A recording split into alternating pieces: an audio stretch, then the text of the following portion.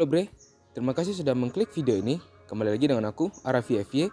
Sebelum memulai video ini, silahkan di subscribe dan di like video ini.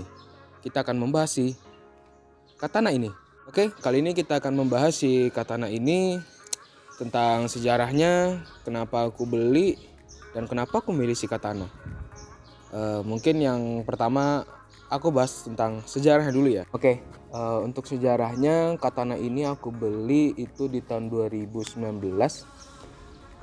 dengan kondisi mobil jarang terpakai dari owner sebelumnya, dan ini nggak tahu kilometer udah balik apa belum ya. Waktu itu aku ngambil itu di kilometer 6.900. Nah dari itu aku tertarik buat melirik nih si katana, ngecek ke rumah owner sebelumnya. Itu kejadian, inget hari Kamis aku cek mobil ini, tapi waktu itu belum bisa karena mepet masalah transfer. Jadi dilakukan hari Jumat. Hari Kamis cuma untuk cross check masalah interior, masalah eksterior, masalah mesin, masalah kaki-kaki, itu hari Kamis. Setelah itu di hari Jumatnya, setelah sholat Jumat, transaksi, serah terima BPKB, surat-surat dan lain-lain, itu di hari Jumat. Nah setelah itu aku ambil deh si katana ini. Dan kenapa memilih katana? Sebelumnya itu kendaraan mobil yang aku pakai itu hatchbacknya Suzuki, yaitu Suzuki Swift GT3 yang itu tahun 2010. Nah waktu itu aku pakai itu selama beberapa tahun, tetapi dengan kondisi badanku yang cukup besar ini, memakai Suzuki Swift itu terlalu kecil.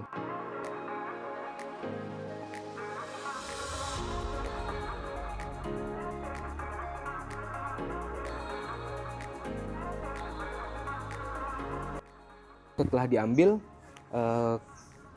setiap kita membeli mobil bekas ya terutama, itu kita harus cek dulu semua kondisi, baik dari luar dan sampai dalam. Nah setelah aku ngambil katana ini, yang aku lakukan itu adalah penggantian atau peremajaan oli-oli. Semua oli-oli aku ganti, oli mesin, oli transmisi, oli gardan, oli transfer case. Ini walaupun 4x2, ternyata dia memiliki transfer case juga, jadi olinya aku ganti. Setelah itu peremajaan di kaki-kaki, pertama sih sepatunya ya. Sepatunya aku ganti jadi lebih tinggi, dan juga memakai ban yang lebih muda. Soalnya ban yang sebelumnya kan mobilnya sebenarnya jarang dipakai, jadi bantalan bannya itu sebenarnya masih tebal. Tapi ya namanya juga ban tua, udah getas, namanya karet, jadi di jalan itu sedikit oleng. Terus kalau dibawa rada kencang, takutnya slip atau sebagainya seperti itu. Setelah itu cek AC. Cek AC itu paling penting, karena ya namanya sekarang juga orang tanpa AC mobil kayaknya nggak jalan deh gitu kan. Cek AC kondisinya baik apa tidak, cek freonnya, cek semuanya deh, cek belting AC-nya juga, semua belt juga harus dicek sih sebenarnya, nggak cuma belting AC aja.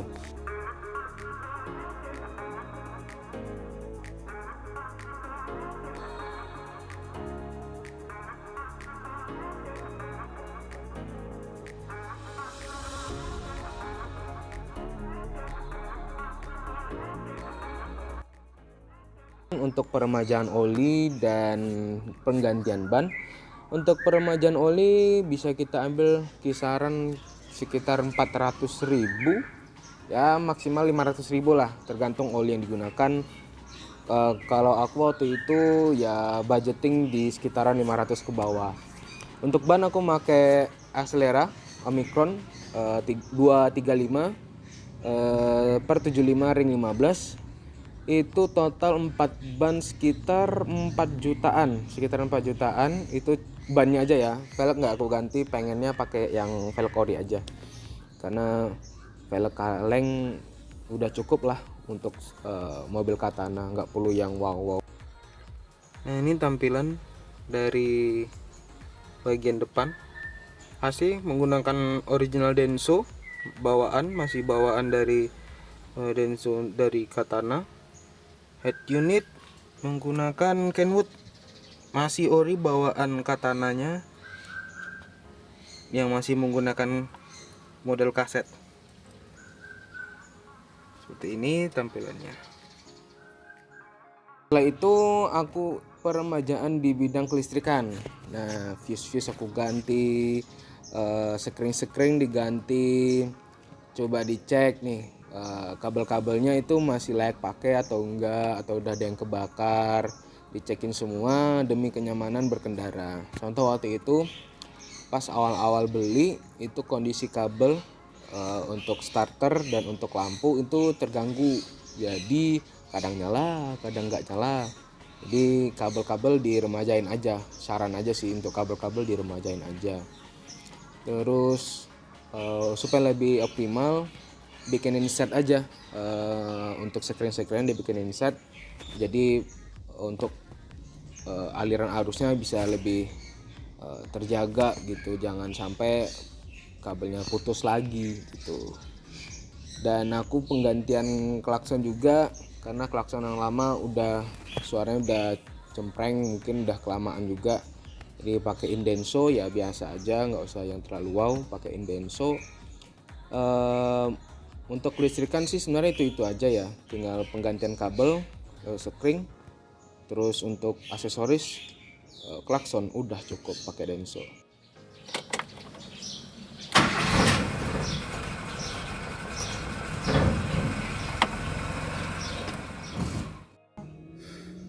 Nah, ini untuk posisi riding dari mobil Katana GX tahun 2000. Space-nya masih lumayan gede, dengan ukuran badan aku itu tingginya 180 cm.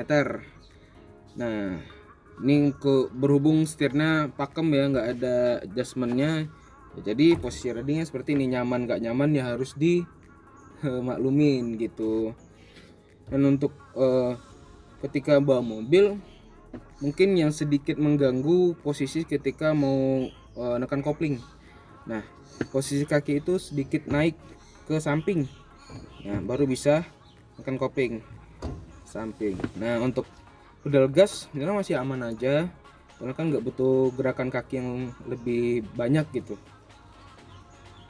Mungkin itu aja sih untuk posisi riding.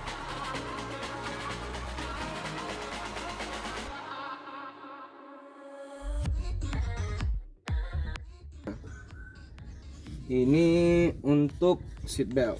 Nah, seat beltnya itu masih model yang lama, jadi yang belum pakai roller, jadi masih yang adjustmentnya dari atas sini ya, bisa di adjust sendiri, tapi agak susah. Nah, aku bisa ya setelan seperti ini karena aku juga butuh ke depan, jadi yang penting nggak kejauhan gitu loh, masih bisa ditahan. Nah, posisi ridingnya seperti ini untuk menggunakan seat belt. Untuk yang di posisi riding ya seperti ini aja, pedal rem dan hand rem, udah seperti itu.